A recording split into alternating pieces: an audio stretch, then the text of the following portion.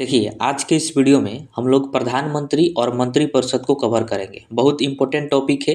Exam के point of view से बहुत ज़्यादा ये ज़रूरी है। इसको हम लोग पूरे डायग्राम के माध्यम से समझेंगे ताकि आपको अच्छे से समझ में आए और 100% क्लियर हो जाए।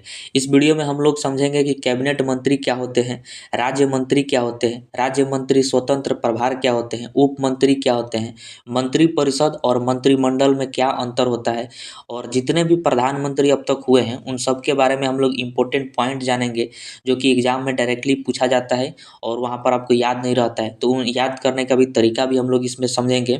और वीडियो के लास्ट में हम लोग प्रीवियस ईयर क्वेश्चन का टेस्ट लगाएंगे ताकि आपको और 100% क्लियर हो जाए और किसी तरह का डाउट ना रहे।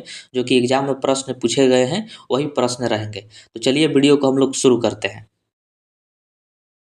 देखिए, आर्टिकल 74 में मंत्रिपरिषद और प्रधानमंत्री का जिक्र किया गया है। प्रधानमंत्री तो आप समझते हैं, लेकिन मंत्रिपरिषद क्या है? तो देखिए, इसी को सरकार कहा जाता है। जैसे वर्तमान में मोदी जी की सरकार है तो क्या है? मंत्रिपरिषद है। ठीक है। मंत्रिपरिषद का मतलब हुआ मंत्रियों का समूह। बहुत सारे जब मंत्री होते हैं तो उसी को मंत्रिपरिषद कहा जाता है। और उसमें जो सबसे बड़ा मंत्री होता है, सबसे जो हेड होता है, उसी को प्रधानमंत्री कहते हैं। तो ये इंपॉर्टेंट है, ध्यान रखिएगा कि मंत्रिपरिषद का सबसे बड़ा मंत्री यानी सबसे हेड कौन होता है? तो प्रधानमंत्री होते हैं। अब देखिए, आर्टिकल 74 में कहा गया है कि मंत्रिपरिषद का गठन करना आवश्यक है देश के अंदर। अब मंत्रिपरिषद का गठन क्यों किया जाता है? क्योंकि मंत्रिपरिषद ही राष्ट्रपति को सहायता एवं सलाह देता है। किसी भी मुद्दे पर अगर सहायता मांगना हो, सलाह मांगना हो, तो वह राष्ट्रपति से मांग सकता है या फिर राष्ट्रपति को सहायता एवं सलाह दे सकता है। ये बात इसमें कहा गया है।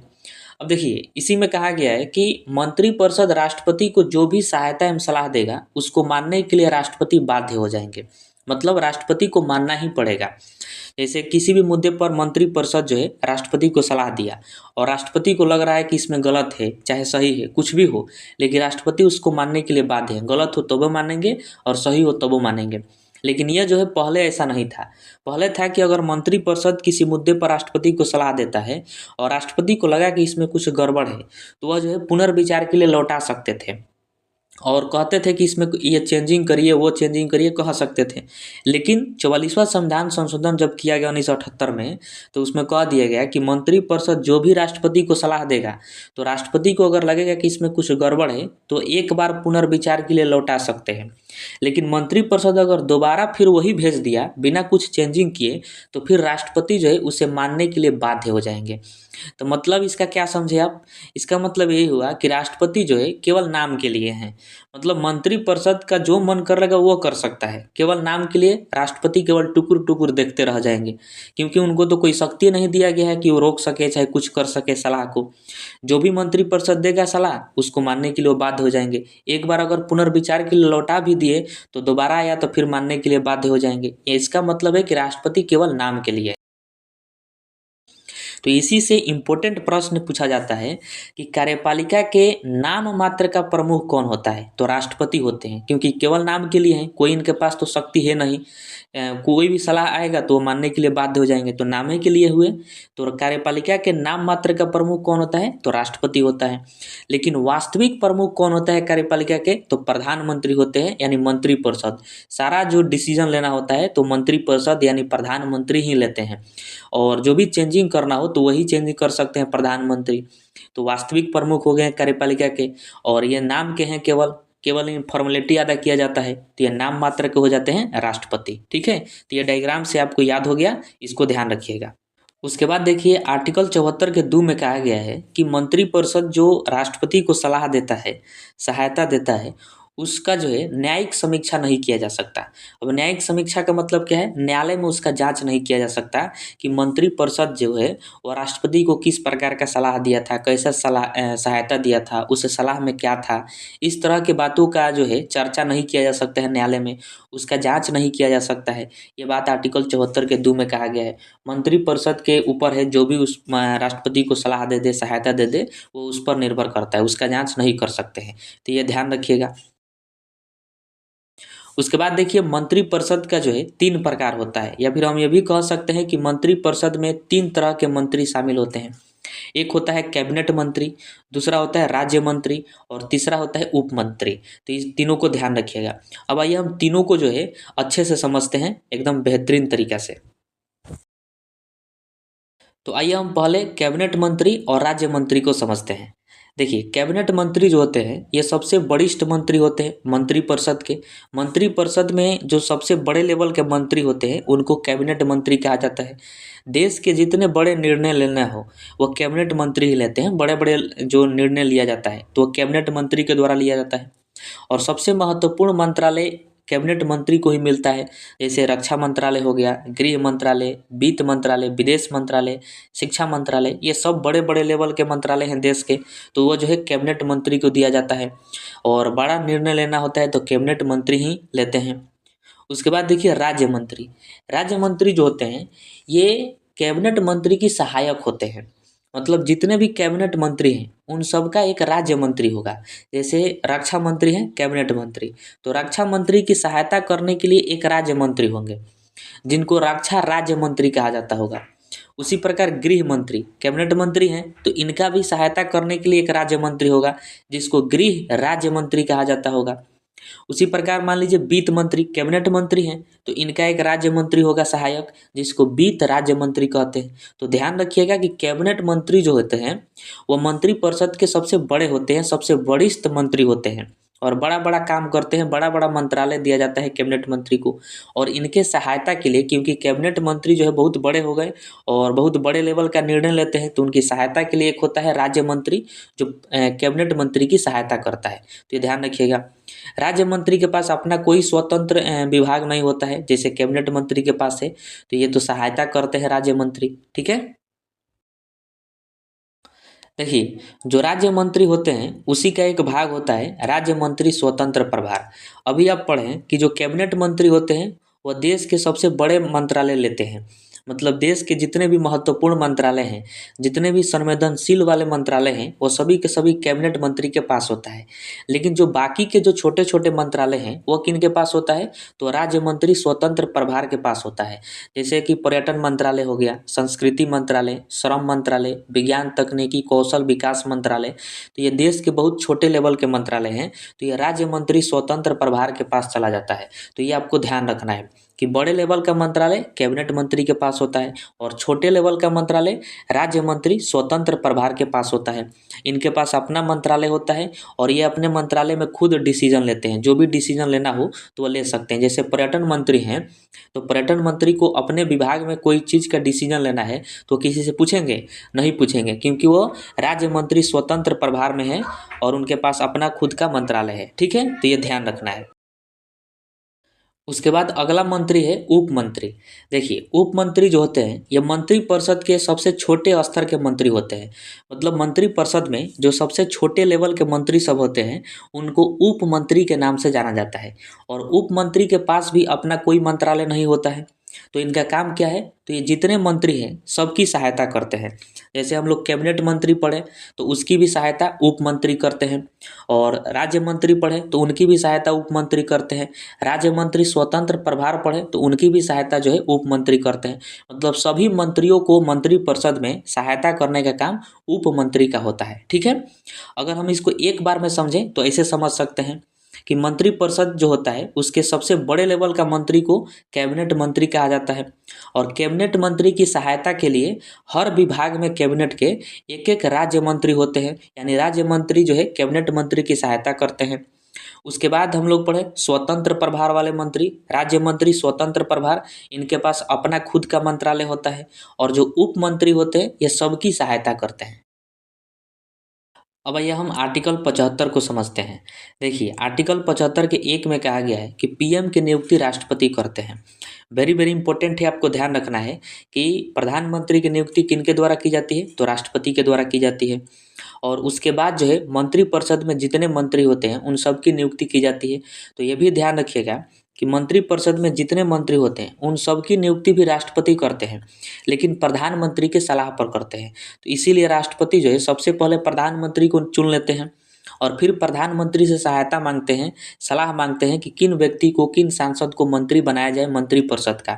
तो प्रधानमंत्री सलाह देते हैं, जिनको जिनको सलाह देते हैं उनको उनको राष्ट्रपति जो है मंत्री घोषित कर देते हैं। ठीक है, ये ध्यान रखिएगा।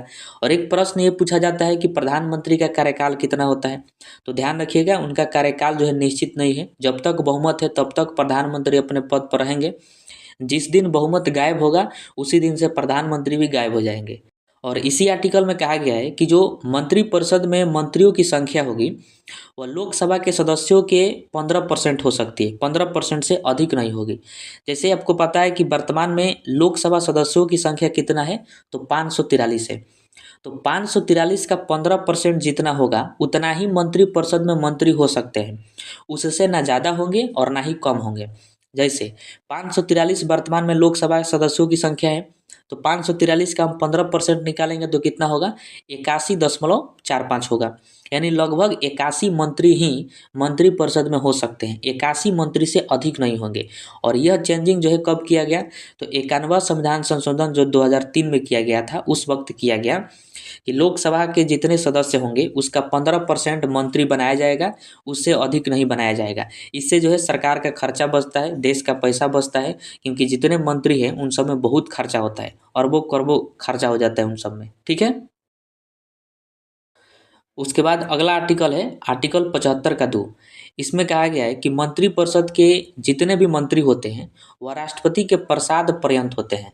अभी आप पढ़ें कि मंत्रिपरिषद के सभी मंत्रियों की नियुक्ति राष्ट्रपति के द्वारा की जाती है, यानी राष्ट्रपति के ही इच्छा अनुसार वो आए हैं, यानी वह प्रसाद पर्यंत हो गए, यानी जब राष्ट्रपति चाहे तब उनको हटा सकते हैं। इसीलिए कहा जाता है कि मंत्रिपरिषद में जितने मंत्री होते हैं वह राष्ट्रपति के प्रसाद पर्यंत होते हैं। तो ये आपको ध्यान रखना है। अब देखिए मैं आपको जितना आर्टिकल बता रहा हूँ ये आर्टिकल आपको याद नहीं रखना है, जैसे 75 का 1, 75 का 2, ये सब आपको इसमें जो बातें लिखी गई है वह बातें आप ध्यान रखिएगा, क्योंकि ये इम्पोर्टेंट है, एग्जाम में पूछा जाता है। उसके बाद 75 का 3 है, इसमें है कि मंत्रिपरिषद लोकसभा के प्रति सामूहिक रूप से उत्तरदायी होता है।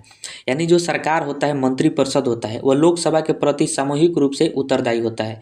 यानी कोई भी सरकार है वह कब तक टिकी हुई है, जब तक उसके लोकसभा में बहुमत है। जिस दिन लोकसभा से बहुमत गायब हुआ उसी दिन से वह सरकार भी गायब हो जाएगी।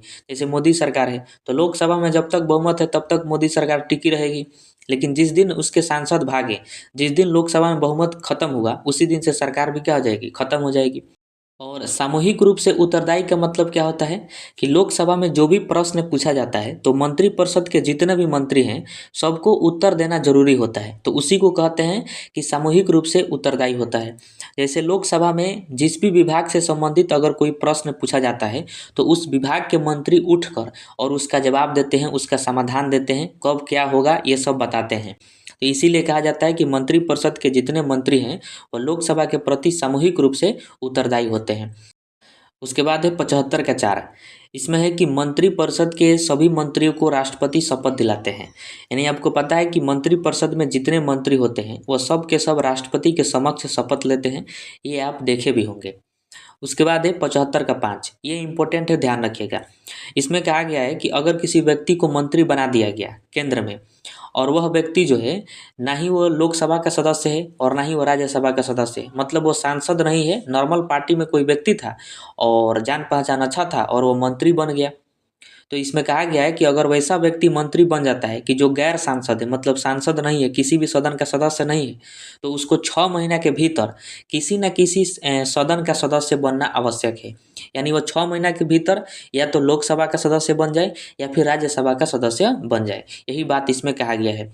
और आप देखे भी होंगे बहुत सारा जब मंत्री शपथ लेते हैं तो उसमें ऐसे भी लोग शपथ लेते हैं, ऐसे भी मंत्री शपथ लेते हैं जो चुनाव नहीं लड़े होते हैं, चुनाव नहीं जीते होते हैं, लेकिन वो शपथ ले लेते हैं। जैसे बिहार में ही देखा गया, जो पंचायती राज मंत्री थे वह जो है बिना चुनाव लड़े ही मंत्री पद का शपथ लिए, तो क्या है 6 महीना के भीतर वह क्या करेंगे, किसी न किसी का सदस्य बनेंगे, तब जाके वो मंत्री रहेंगे, अन्यथा हट जाएंगे। देखिए आर्टिकल 76 में महान्यायवादी का जिक्र किया गया है और महान्यायवादी को हम इसके बाद वाले वीडियो में पढ़ेंगे। और एक और आर्टिकल ध्यान रखिएगा, आर्टिकल 78, इसमें है पीएम का कर्तव्य। मतलब इसमें कहा गया है कि पीएम का कर्तव्य है कि मंत्रिपरिषद में जो भी चल रहा है उसकी जानकारी वो राष्ट्रपति को देंगे। तो ये आर्टिकल ध्यान रखिएगा, इंपॉर्टेंट है। तो अब आइए हम मंत्रिमंडल को समझते हैं। देखिए मंत्रिमंडल को समझने के लिए आपको जो है मंत्रिपरिषद और मंत्रिमंडल में दोनों में अंतर समझना है, तब जाके आपको जो है मंत्रिमंडल अच्छे से समझ में आएगा। तो ये चार्ट है, इस चार्ट के माध्यम से मैं आपको बताता हूँ कि मंत्रिपरिषद और मंत्रिमंडल इन दोनों में क्या अंतर है।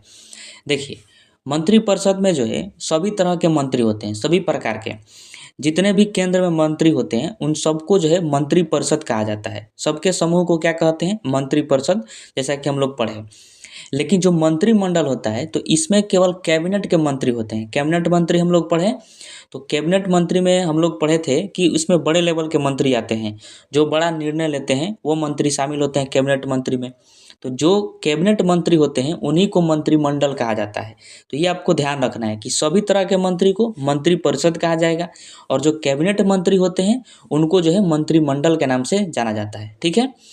अब देखिए, मंत्रिपरिषद का कार्य क्या है कि केवल राष्ट्रपति को सलाह देंगे, किसी भी मुद्दे पर राष्ट्रपति को सलाह देने का काम करते हैं। लेकिन जो मंत्रिमंडल होते हैं ये नीति निर्माण करते हैं, क्योंकि इसमें बड़े लेवल के मंत्री होते हैं। तो जो भी देश के लिए नीति बनाना हो, कोई भी नियम कानून बनाना हो, विधेयक लाना हो, तो वो जो है मंत्रिमंडल का काम होता है, क्योंकि ये बड़े लेवल के होते हैं। जैसे विदेश नीति अगर बनाना हो तो मंत्रिमंडल बनाएगा, अगर बजट तैयार करना हो तो मंत्रिमंडल बनाएगा, देश के लिए कोई नीति लगाना हो तो मंत्रिमंडल आएगा, अगर कोई विधेयक बनाना है तो मंत्रिमंडल का काम है विधेयक बनाना। और उस पर जो भी मंत्रिमंडल बनाता है उस पर काम करते हैं मंत्रिपरिषद, यानी मंत्रिपरिषद में जो भी मंत्री होते हैं वो सब, और मंत्रिपरिषद ही उन सभी चीज़ों को लोकसभा में पास कराते हैं, राज्यसभा में पास कराते हैं, तब जाके वो कानून बनता है। तो ये आपको ध्यान रखना है। अब देखिए, मंत्रिपरिषद का आकार जो होता है वो बहुत बड़ा होता है, क्योंकि इसमें बहुत सारे मंत्री होते हैं। लेकिन वही मंत्रिमंडल का आकार बहुत छोटा होता है, क्योंकि इसमें केवल कैबिनेट के मंत्री ही होते हैं। और मंत्रिपरिषद का बैठक जो है बहुत कम होता है, यानी एक आध दो बार हो जाता है। लेकिन मंत्रिमंडल का बैठक डेली होता है, नियमित तरीका से होता है। ठीक है। तो अब आप जो है मंत्रिपरिषद और मंत्रिमंडल में अंतर समझ गए। अब देखिए, प्रधानमंत्री से संबंधित बहुत इंपॉर्टेंट प्रश्न है, कई बार इनसे एग्जाम में प्रश्न पूछा गया है। जैसे कि भारत के पहले प्रधानमंत्री कौन है? तो पंडित जवाहरलाल नेहरू। भारत की प्रथम महिला प्रधानमंत्री कौन है? तो इंदिरा गांधी। सबसे कम उम्र के प्रधानमंत्री कौन बने थे? तो राजीव गांधी बने थे। सबसे लंबे समय तक प्रधानमंत्री कौन रहे? तो नेहरू जी रहे थे। और कार्यवाहक प्रधानमंत्री कौन बने थे? तो गुलजारीलाल नंदा बने थे। ये 2 बार जो है कार्यवाहक प्रधानमंत्री बने। और बिना संसद का सामना किए इस्तीफा कौन दिए थे? तो चौधरी चरण सिंह दिए थे। ये ऐसे प्रधानमंत्री थे। अल्पमत सरकार में आर्थिक सुधार कौन किए थे? तो पीवी नरसिम्हा राव किए थे। और उसके बाद 13 दिन की सरकार किस प्रधानमंत्री की रही थी? तो अटल बिहारी वाजपेयी की। तो ये सभी इंपॉर्टेंट है, आपको ध्यान रखना है। अब आइए हम लोग MCQ देखते हैं। अब आइए हम इम्पोर्टेंट प्रश्न को देखते हैं। अगर आपको पता होगा इसका आंसर तो आप नीचे कमेंट बॉक्स में बताइएगा। देखिए, पहला प्रश्न कह रहा है कि भारत के संविधान में प्रधानमंत्री के पद का स्पष्ट उल्लेख किस अनुच्छेद में है? तो आर्टिकल 75 में है। तो इसका right answer option number C हो जाएगा। इसी में तो प्रधानमंत्री के पद का जिक्र किया गया है। अगला प्रश्न है कि प्रधानमंत्री की नियुक्ति कौन करता है? तो बताइए इसका राइट आंसर क्या होगा? तो इसका right answer option number C हो जाएगा, राष्ट्रपति करते हैं प्रधानमंत्री की नियुक्ति। उसके बाद है कि मंत्रिपरिषद सामूहिक रूप से किसके प्रति उत्तरदायी होता है? तो मैंने आपको बताया था कि जो मंत्रिपरिषद है वो लोकसभा के प्रति उत्तरदायी होता है। तो इसका right answer option number B हो जाएगा। ऐसा ही प्रश्न पूछा जाता है। उसके बाद है कि यदि कोई व्यक्ति मंत्री नियुक्त हो जाता है लेकिन संसद का सदस्य नहीं है, यानी लोकसभा का भी सदस्य नहीं है और राज्यसभा के भी सदस्य नहीं है, तो कितने समय के भीतर किसी सदन का सदस्य बनना होगा? तो मैंने आपको बताया था कि 6 माह के भीतर उसको बनना होगा। तो इसका right answer option number B हो जाएगा। उसके बाद है कि मंत्रिपरिषद का वास्तविक प्रमुख कौन होता है? ये मैं आपको छोड़ दे रहा हूँ, इसका आंसर आप बताइएगा। उसके बाद है कि निम्नलिखित में से कौन मंत्रिपरिषद का सदस्य नहीं होता है? मतलब बताना है कि मंत्रिपरिषद में कौन शामिल नहीं होता है। तो मैंने आपको बताया था कि मंत्रिपरिषद में कैबिनेट मंत्री आते हैं, राज्य मंत्री आते हैं, उप मंत्री आते हैं, और राज्य मंत्री स्वतंत्र प्रभार भी आते हैं, लेकिन लोकसभा के अध्यक्ष नहीं आते हैं। तो इसका right answer option number D हो जाएगा। मंत्रिपरिषद में लोकसभा के अध्यक्ष शामिल नहीं होते हैं। अगला प्रश्न है कि प्रधानमंत्री अपना त्यागपत्र किसे देते हैं? तो आपको पता है कि राष्ट्रपति को देते हैं, और राष्ट्रपति ही प्रधानमंत्री को नियुक्त करते हैं। तो इसका right answer option number C हो जाएगा। और लास्ट प्रश्न है कि भारत के प्रथम प्रधानमंत्री कौन थे? तो आपको पता है कि पंडित जवाहरलाल नेहरू जो है ये भारत के प्रथम प्रधानमंत्री हैं।